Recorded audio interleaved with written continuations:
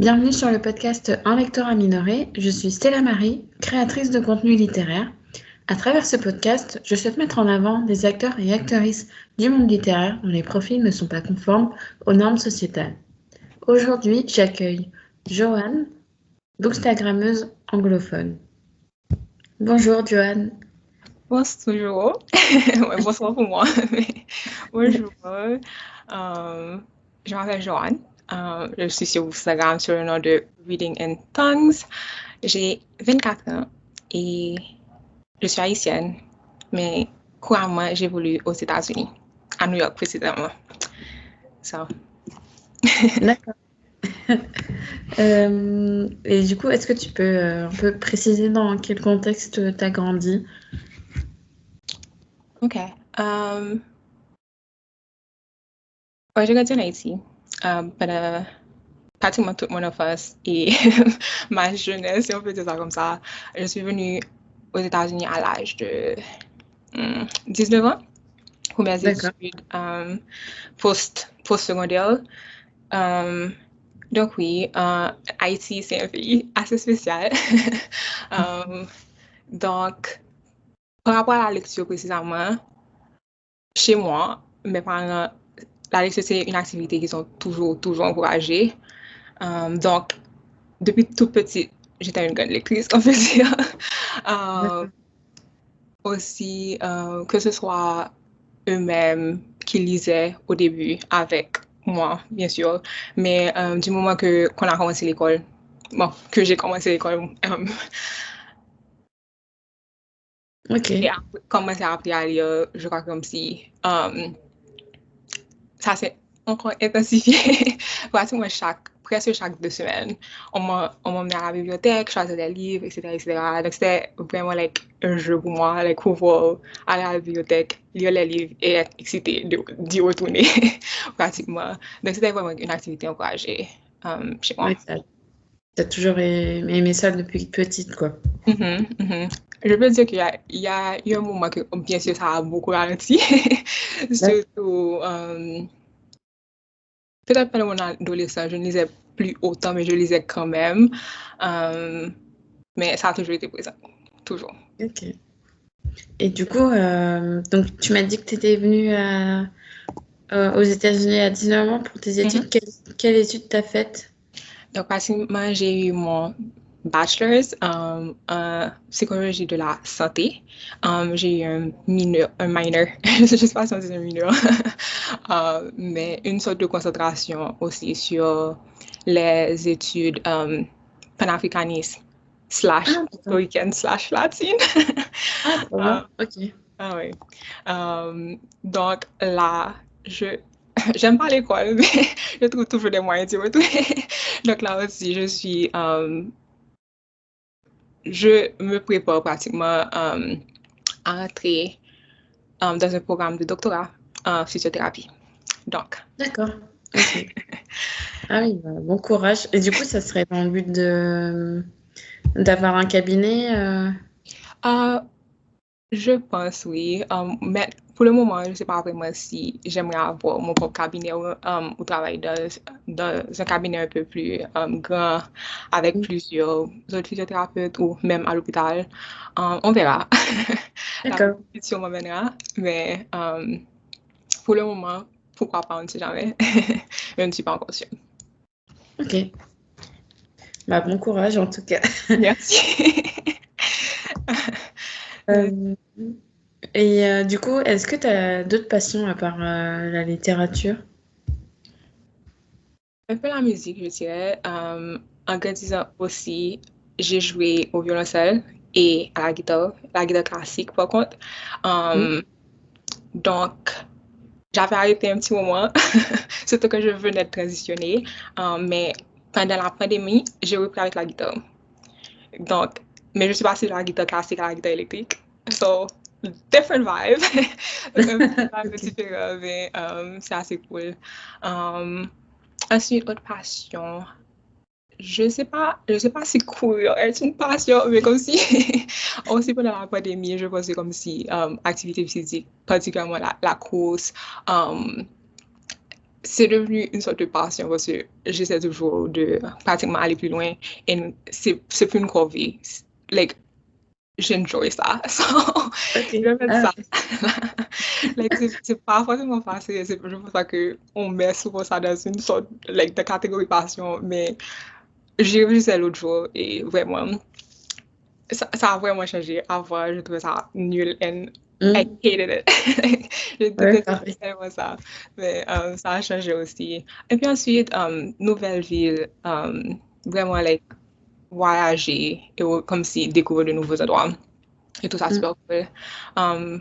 Marseille et moi, le plus souvent, presque chaque mois, on essaie toujours de trouver quelque chose de nouveau à faire, ou bien de nouveaux endroits à visiter autour de nous, parce qu'on n'est pas toujours obligé d'aller très très loin pour découvrir Oui, des oui. super cool. Donc, Hmm. c'est toujours cool. D'accord. Et toi, tu as d'autres passions, je sais pas si tu en as déjà volé sur le podcast, mais... Euh, alors moi, en passion, honnêtement, à part la littérature, j'ai pas énormément de passion. C'est plus, ouais, c'est... Après, c'est tout ce qui va toucher au domaine culturel, je dirais. Euh, J'aime bien visiter des monuments historiques, Hmm. tout ce qui est ouais, musée, cathédrale, ça peut être des remparts, Mhm. genre forteresses. Mhm. J'aime bien, j'aime bien voyager aussi, apprendre, enfin, découvrir différentes cultures. Mhm. J'aime bien parler différentes langues. Euh, Bon, je parle juste français, anglais, on va dire dans ma vie de tous les jours, mais sinon, Mhm. j'avais appris l'allemand Oh, nice. à l'école, j'avais vu tous les mots, mais j'ai pas gardé. Ah oui, la pratique, là, c'est important. Ouais, c'est On s'en rend pas compte, mais la pratique, ça fait tout. Ouais, ça fait tout. c'est ça. En fait, ça me dérange pas d'apprendre des langues. J'aime, au contraire, je pense que j'ai un. Enfin, je sais pas, peut-être que mon cerveau s'habitue et du coup, je sais que je suis capable d'apprendre plusieurs langues, mais comme Mhm. je j'ai pas forcément d'opportunité pour les pratiquer, bah, je le Mhm. fais pas. Oui. Oui, je pense que ça demande un peu plus que, tu comprends, que ce soit des cours et tout. Tu dois vraiment Mm. t'immerser. Parce que apprendre la langue Ouais, avec un professeur, c'est quelque chose, mais vraiment, like, um, pour vraiment pouvoir rentrer ça dans ta vie courante, ça peut être difficile, surtout si tu n'es pas dans un environnement où on parle la langue. So. mm. Ouais, c'est ça qui est un peu qui me freine un peu. Mhm. Et du coup, comment t'as découvert le monde littéraire numérique Mhm. Très bonne question. Encore la pandémie retourne. D'accord. La pandémie. Comme je disais, durant mon adolescence, ça avait vraiment ralenti consommation de livres et tout. Donc, la pandémie, c'était en 2020. Je suis Mm, rentrée en 2019. Um, c'était entre, j'étais entre la première et la deuxième année universitaire. Donc, à ce moment, je ne connaissais pas forcément beaucoup de personnes ici, en termes d'amis à l'école et tout. Donc, et puis la pandémie arrive, et là, je suis genre, je fais quoi de ma vie? mm, Je fais quoi de ma vie? Um, donc, pendant ma première année, particulièrement, mon premier été, of course, j'avais des activités ici et là, mais je me suis dit, à un moment, j'étais like, OK, en fait, j'ai pas lu depuis très longtemps, je voulais vraiment savoir ce qu'il y avait, comme si, qu'est-ce qu'on publiait. Euh, mm.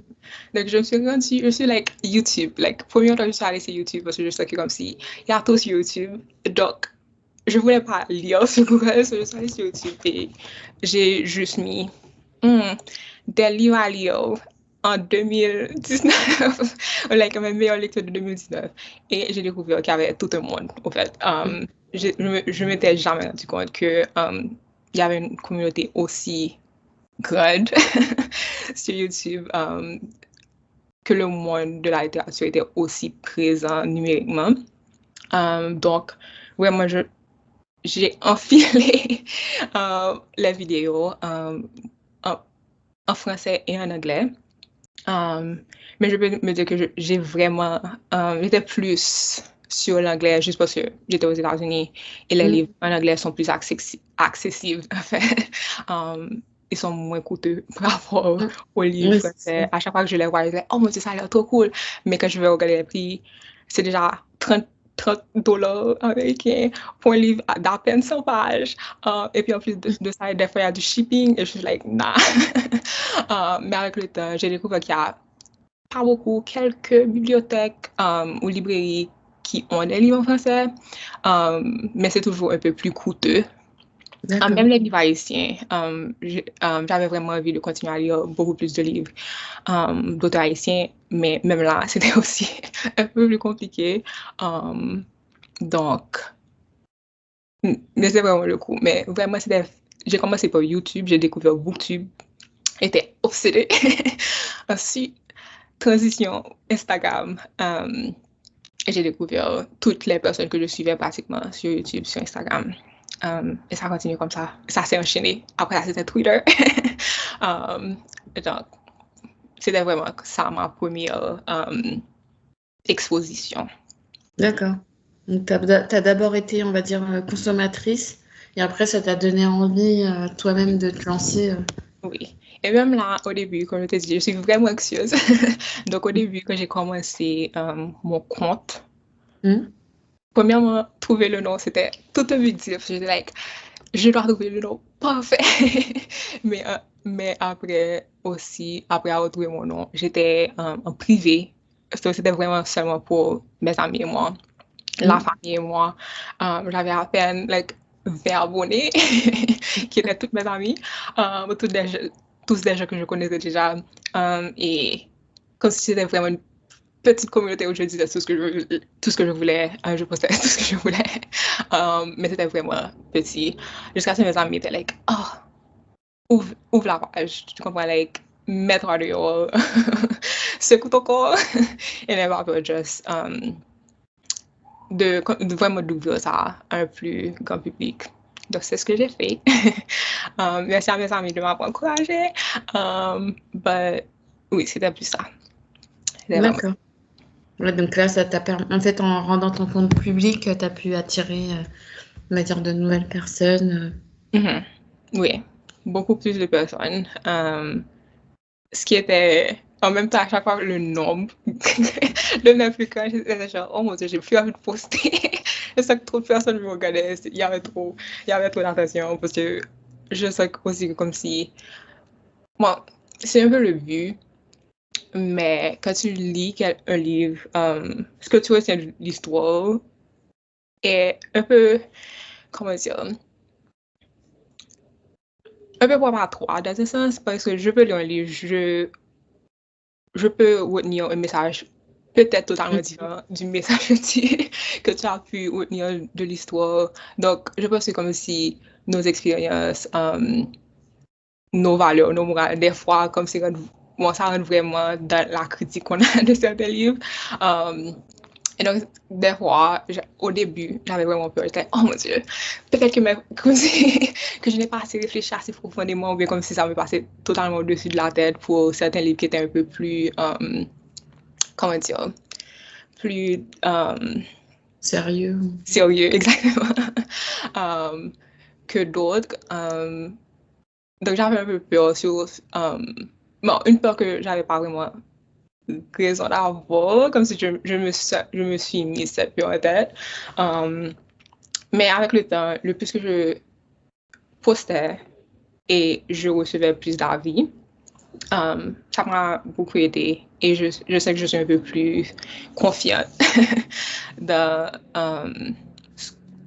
dans mes critiques. Parce que certaines critiques sont beaucoup plus sérieuses et d'autres sont juste like, j'ai aimé le livre, donc c'est ça, c'est fini. J'ai aimé, je me suis amusée. Est-ce que c'est un livre parfait? Non, mais quand même. Oui, voilà, après. Il y a d'autres qui, avec le temps, bien avec aussi le fait que j'ai lu beaucoup plus de livres, je suis un peu plus critique de ces livres, ou bien comme s'il y a des choses que je ne laisse pas passer. Donc, Ou bien, il y a des choses que peut-être que moi, je peux avoir un problème avec ça, j'ai pas peur de dire que ça m'a dérangé, même si, en gros, j'ai vraiment aimé la lecture. Donc, je me suis aussi permise de vraiment, comme si, donner des critiques un peu plus, je ne sais pas comment dire ça, well-rounded, comme c'est vraiment le bon et le mauvais. Parce qu'il y avait des fois, j'avais vraiment peur, comme je disais, oh mon Dieu, si l'auteur voit ça, et puis le froid que j'ai quelque chose de mauvais. J'avais vraiment peur de comme si blesser les sentiments des auteurs, même si, tu comprends, je suis sûre qu'il y a beaucoup d'auteurs qui ne voient pas les reviews que je poste, mais quand même. Mais non, vraiment, le plus que je le fais, en français et en anglais, je sens que je deviens un peu plus épanouie, je connais mieux les gens qui me suivent et les gens qui me suivent me connaissent mieux. Donc ça devient plus facile. Oui. Ouais, t'es plus à l'aise pour t'exprimer. Oui, oui. Et du coup, pourquoi tu as choisi de chroniquer en français et en anglais? Bonne question. En anglais, comme je t'ai dit, c'était vraiment parce que beaucoup de livres que je lisais étaient en anglais et ils n'étaient pas forcément toujours traduits en français. Donc, au début, j'ai commencé avec l'anglais parce que je lisais beaucoup, beaucoup plus en anglais. Et je savais que, comme je te disais, mes premiers abonnés, c'était vraiment des proches, des amis, de la famille. Donc, je savais qu'ils comprenaient ce que je disais.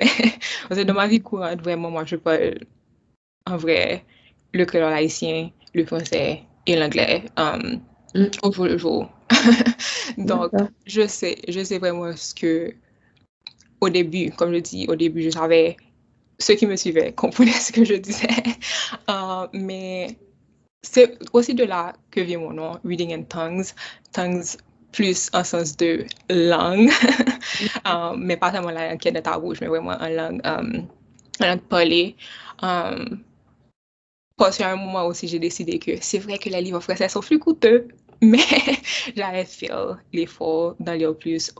Aussi parce que ma maman, à chaque fois qu'elle venait, elle était vraiment centrée sur le fait que tu n'as pas oublié ton français, le français est un atout, etc. etc.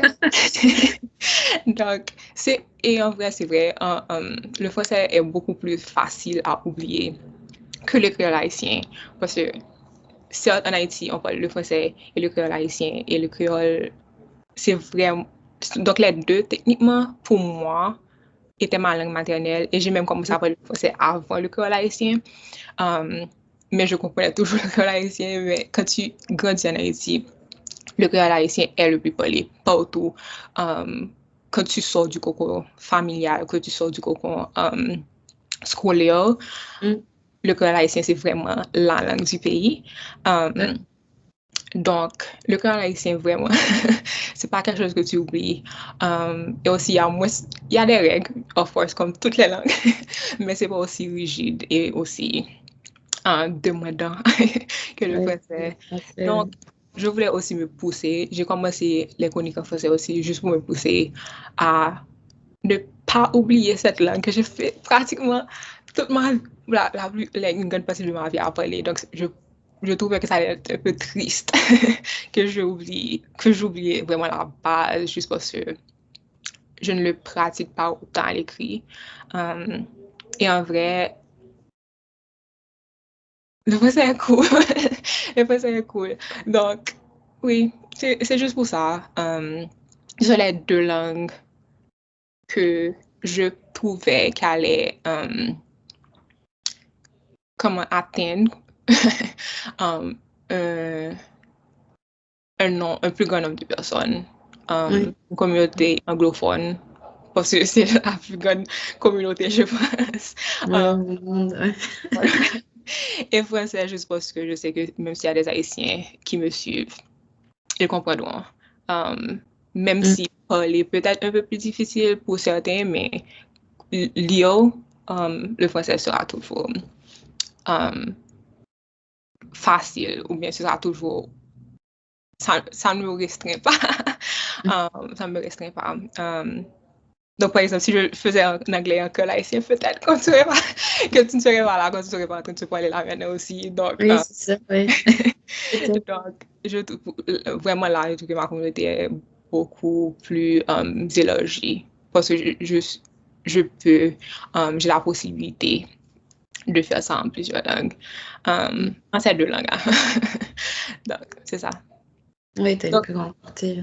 Oui, juste pour préciser aussi, c'est Oui. aussi une pratique pour moi, comme je te dis, c'est une pratique pour moi de pouvoir écrire ça en français parce que quand tu cliques, je sais que Instagram a le bouton voir traduction aussi, translation, la traduction n'est pas toujours parfaite. Je ne dis pas que je traduis aussi parfaitement aussi, mais je pense que comme si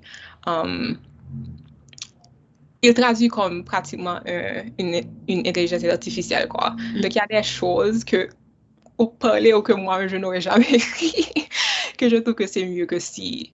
Parce que j'ai toujours... Ce sont mes pensées, je peux retranscrire ça dans une autre langue, vraiment la façon que je veux que ce soit traduit.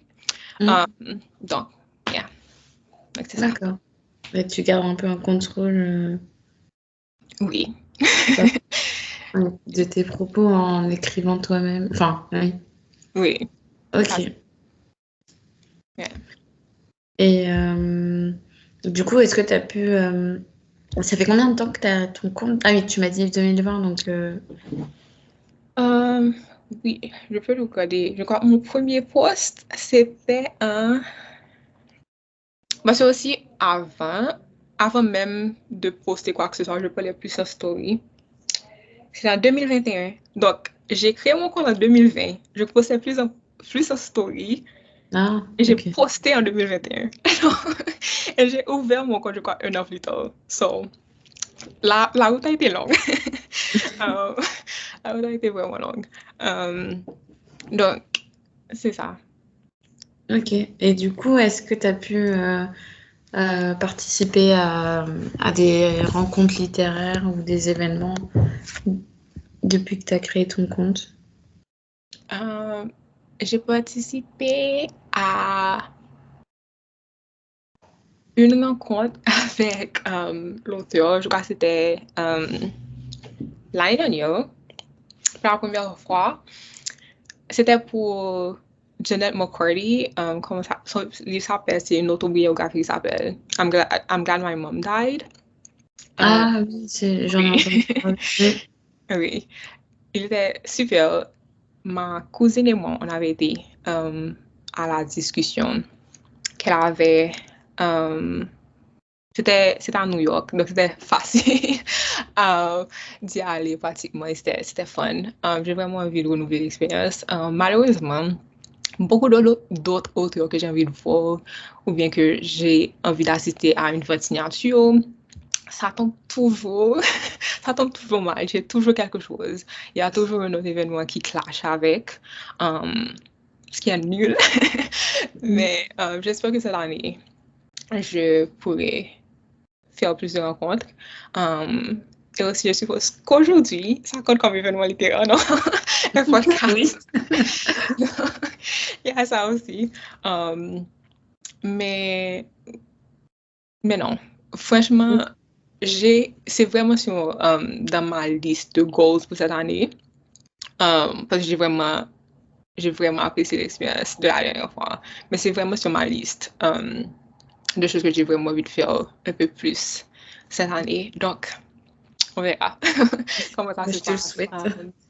Par exemple, je viens de lire un livre de Kennedy Ryan. Je sais qu'elle va avoir une vente signature bientôt, mais la date, ça clash déjà avec quelque chose que j'ai. Donc, ça arrive trop.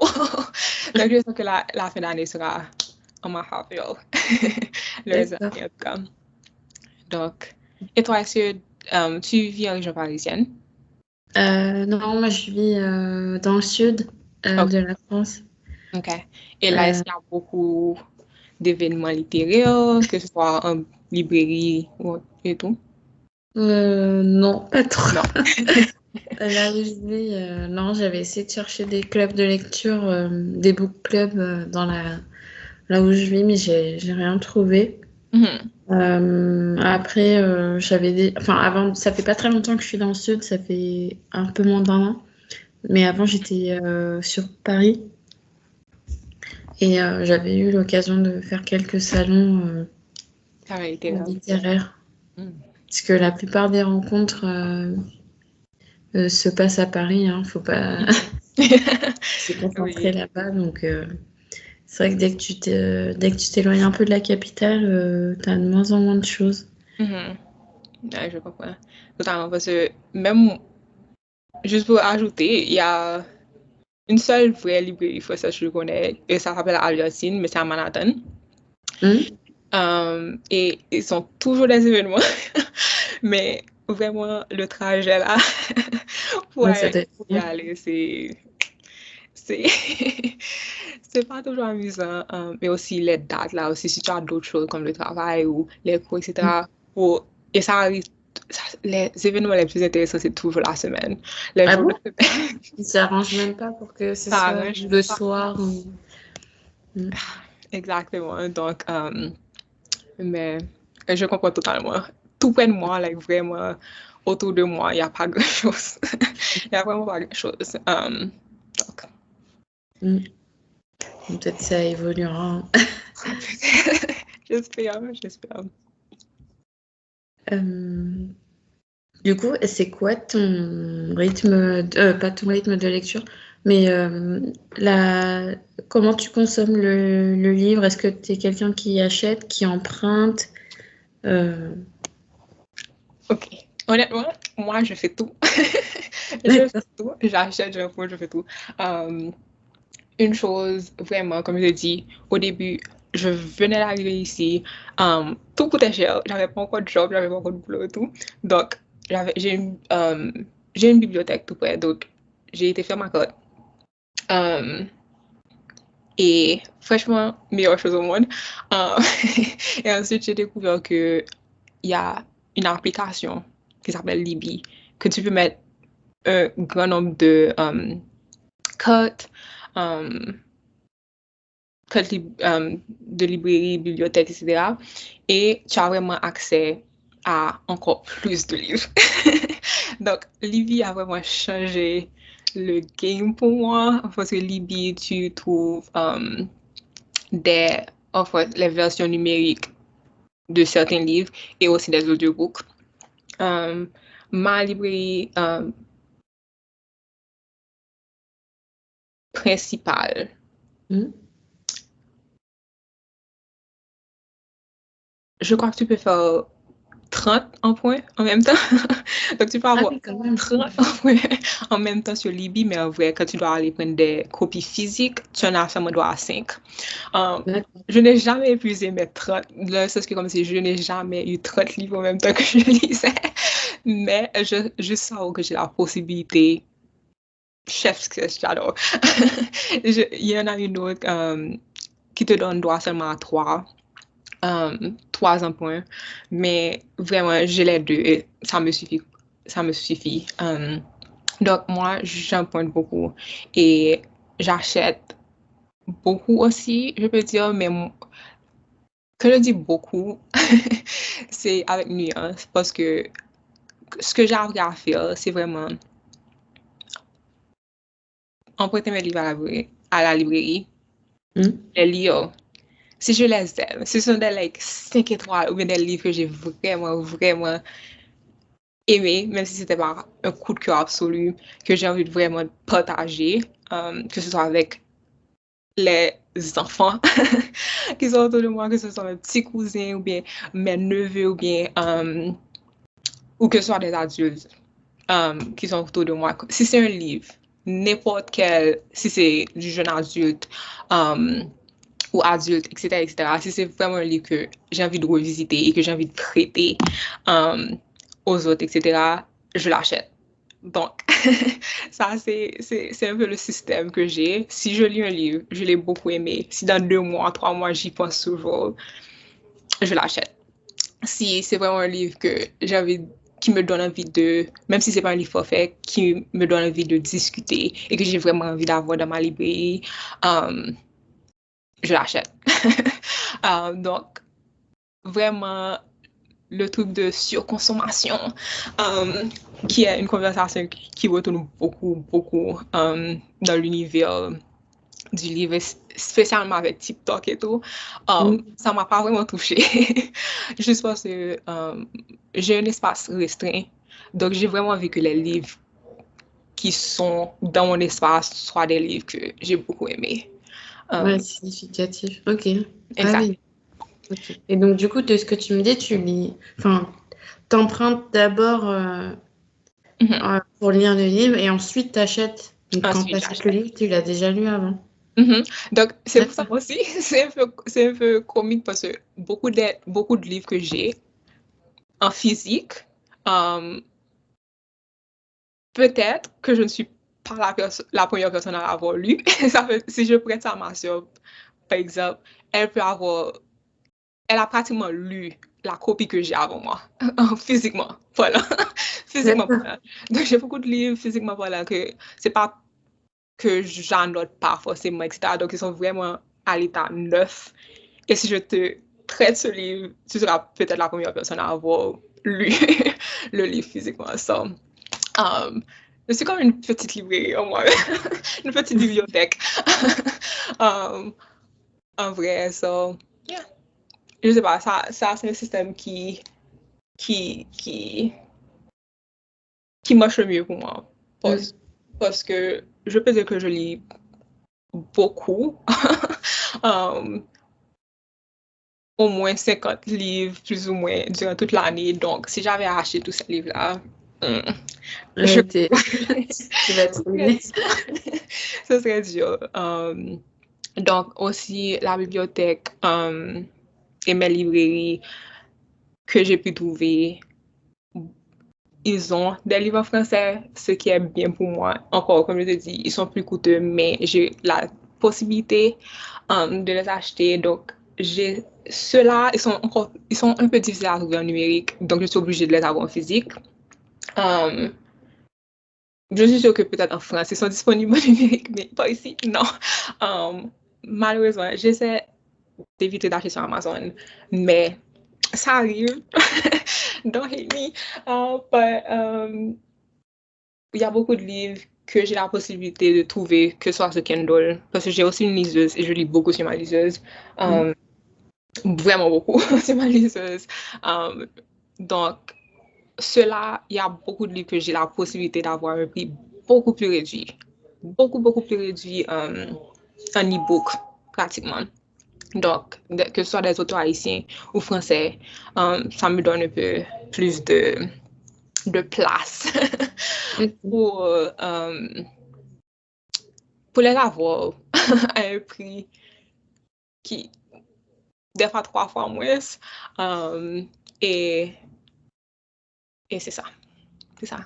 Donc, je suis vraiment numérique, audiobook, e-book. J'aime tout. Les formats. Dès que je peux ça me la consommer, mon livre, j'adore. J'adore vraiment. Donc, c'est ça. Et t'as pas le système de ARC tu demandes, t'as pas encore fait des requêtes Bon, ça, pas vraiment, non. J'ai juste, pour moi, j'ai juste un peu, je sais pas si je dois avoir peur, mais je sais qu'il y a une limite, tu as une date limite, je crois que c'est peut-être avant la publication du livre que tu dois le lire. Je sais pas si je suis confortable à me donner un délai de lire un livre, parce que moi, je suis vraiment mood reader max. Si je n'ai pas l'envie de lire un livre, je ne vais vraiment pas le lire. Et je sais qu'il y a beaucoup de fois, je crois que ça nous arrive à beaucoup, où on voit un livre, on a trop hâte de le lire, je l'achète, je vais le lire bientôt, et en fin de compte, il passe un an, et on ne l'a jamais touché, ou on a essayé, et puis c'était pas le bon moment. Donc, je sais pas, j'y ai pensé l'année dernière. Quand j'ai créé un compte sur NetGalley, j'ai créé un compte et tout, mais j'ai pas encore vraiment fait de requête ou quoi que ce soit. Aussi, je sais pas si j'ai aussi l'idée que comme si je devrais poster plus. Peut-être que si je poste plus, ce serait plus comme c'est plus une idée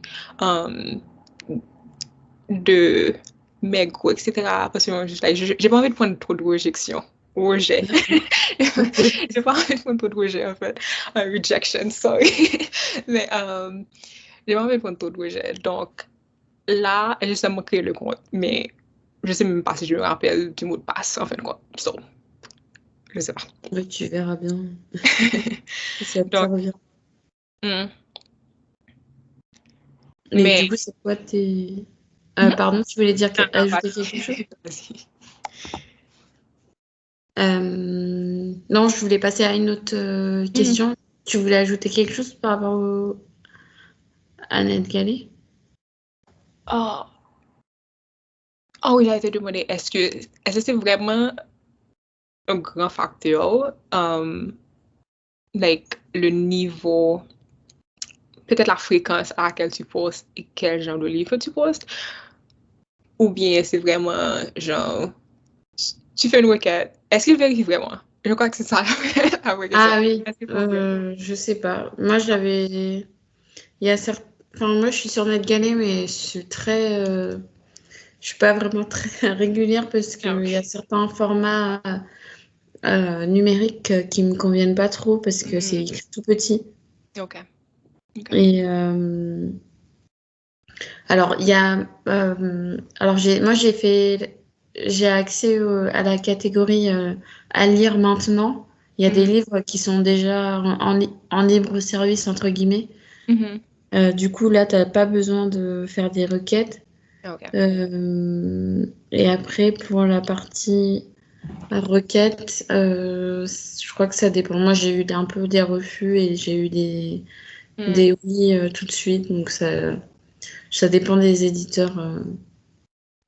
Je comprends. Mais Peut-être je que sais pas vraiment. c'est quelque chose que je vais peut-être me concentrer un peu plus sur ça, mais en fin de compte, je sais pas. Je sais pas si c'est vraiment like, au top de ma priorité. Mm. Donc, on verra. D'accord. Et c'est quoi ton genre de littéraire préféré, du coup? Contemporain. Je dirais que Ok. c'est vraiment ce que je consomme le plus tout, dans tous les groupes d'âge. C'est vraiment plus du contemporain. Plus du contemporain. Et Peut-être de la fantaisie après, mais je pense que le contemporain est, ça lui dépasse ça dépasse la fantaisie largement. So, D'accord. Ah. Moi, c'est l'inverse. Enfin, oh, je lis les deux, mhm. mais je préfère la fantasy. Oh, hmm, Je sais pas, j'ai pas ça. osé. Mais après, j'aime bien les trucs réalistes de temps en temps. Mhm. Je pense que pour moi, la fantaisie, c'est juste qu'il y a vraiment des auteurs qui sont, comment dire, c'est vraiment compliqué dès la première page.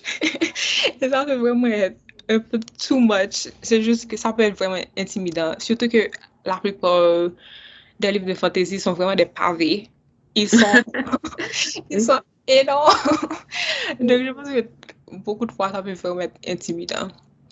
Ouais, Surtout si c'est pas forcément le langage le plus accessible au monde.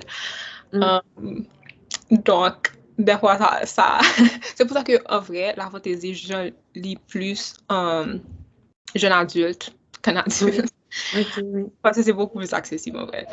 Donc, Ouais, c'est. jeunesse, jeune adulte. J'aime bien aussi jeunesse, mais il y en a pas beaucoup qui sortent en français, mais ouais, jeunesse et jeune adulte, ça peut être pas mal pour Mhm. avoir une première approche. Oui.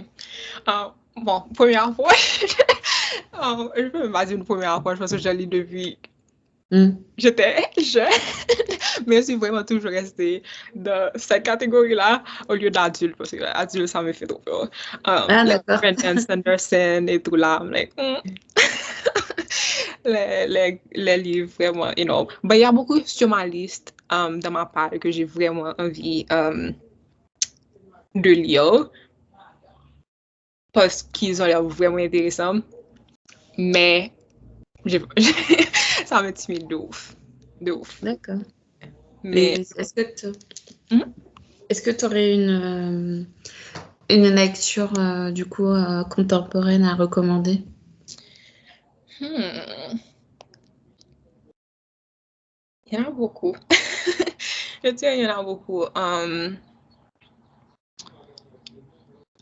Quand tu y penses, contemporaine, ça veut vouloir dire tellement de choses. Ça peut être de la romance, ça peut...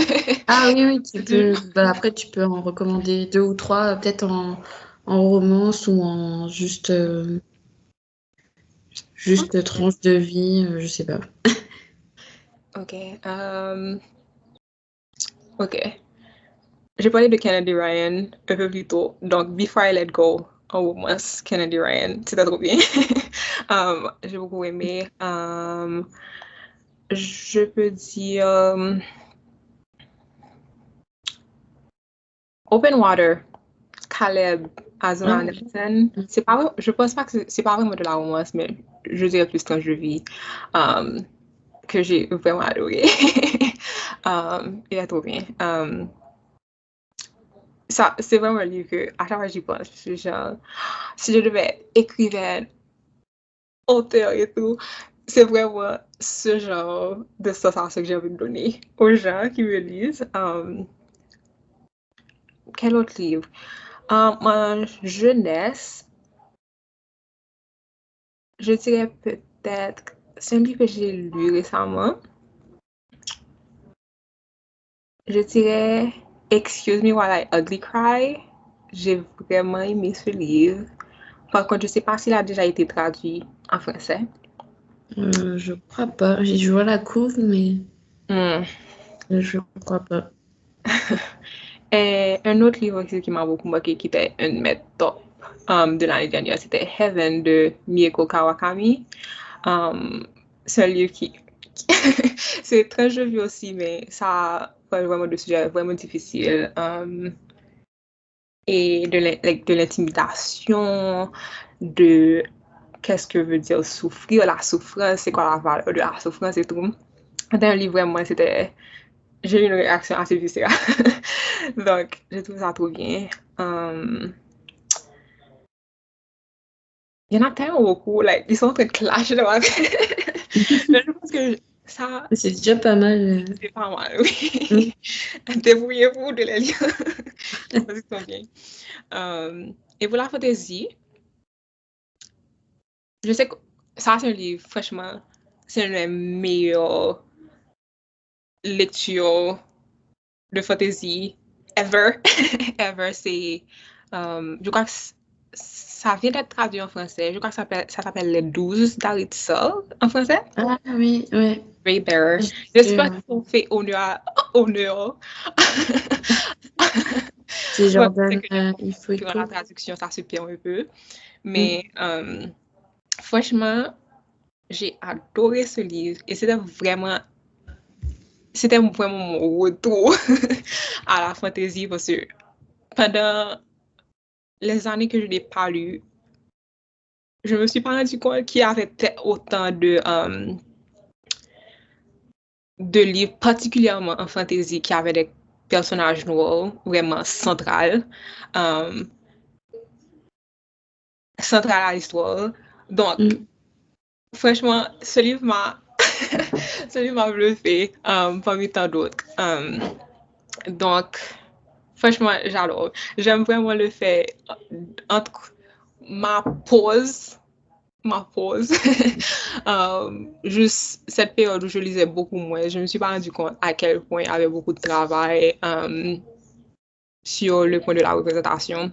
Il y avait beaucoup de livres qui mettaient des personnages noirs en devant de la scène et qui étaient des fois juste, il n'y avait pas forcément d'autres, une personne blanche dans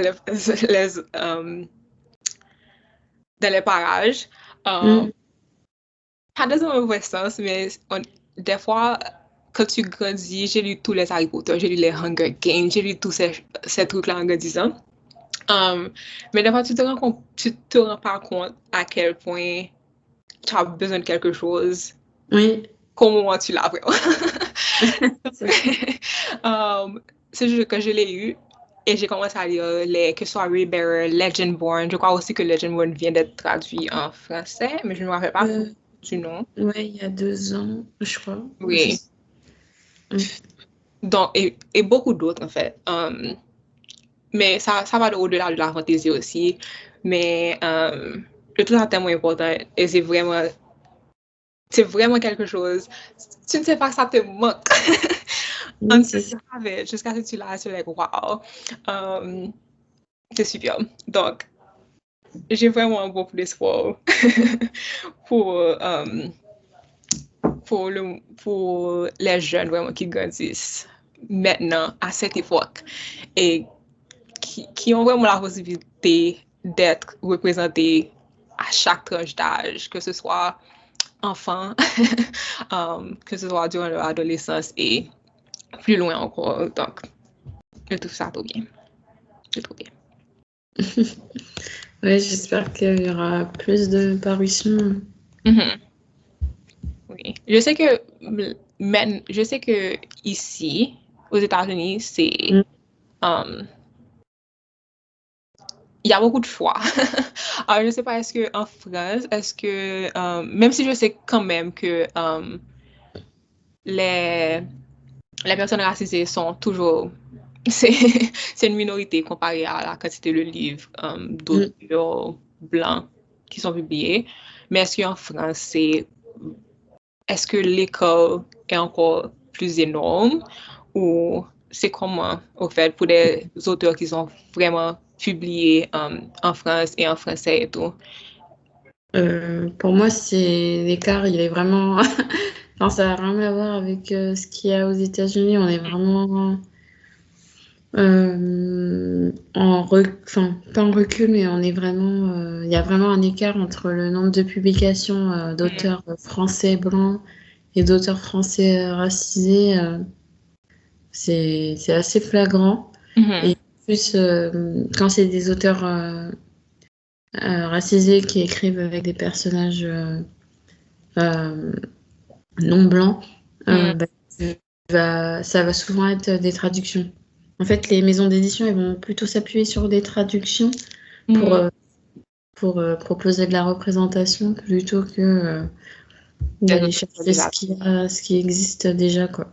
Enfin, donc ça, c'est un peu dommage. Après, il y a d'autres.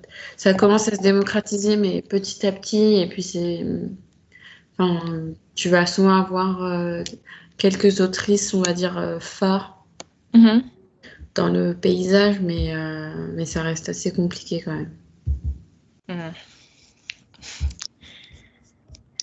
Je vois. La France. Voilà. Il faut C'est un peu compliqué. marcher. Ouais, pourquoi pas. Bah écoute, on va arriver à la fin du podcast. Ça fait déjà 50 minutes. Je suis désolée, je sais que je parle beaucoup. Non, t'inquiète, c'est pas grave. Je sais que je parle beaucoup. Est-ce que tu avais d'autres sujets que tu voulais aborder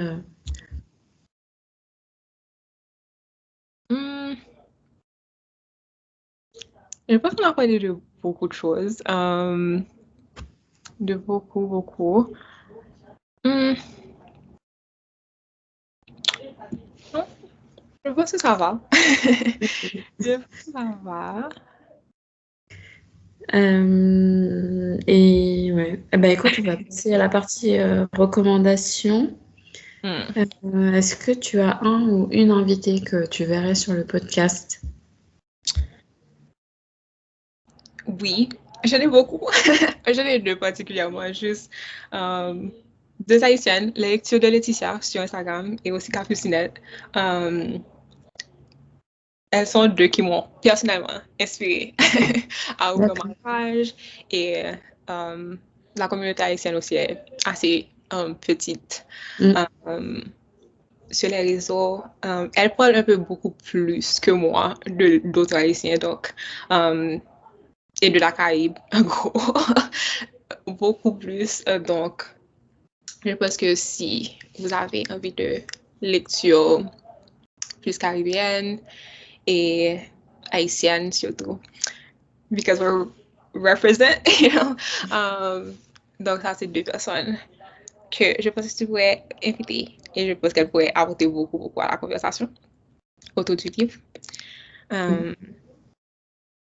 Merci. Capucinette, elle est déjà venue sur le podcast. Ah, c'est vrai. Oh. Oui. Les lectures de Laetitia, je connaissais pas je connais pas le compte. La Capucinette est déjà venue. Je dois aller écouter son épisode.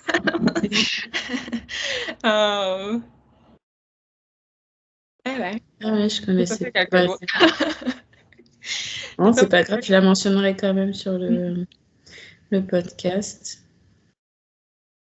Mais est-ce que tu veux rappeler aux auditeurs et auditrices où est-ce qu'on peut te retrouver? Oui, je suis Reading in Tongues sur Instagram seulement.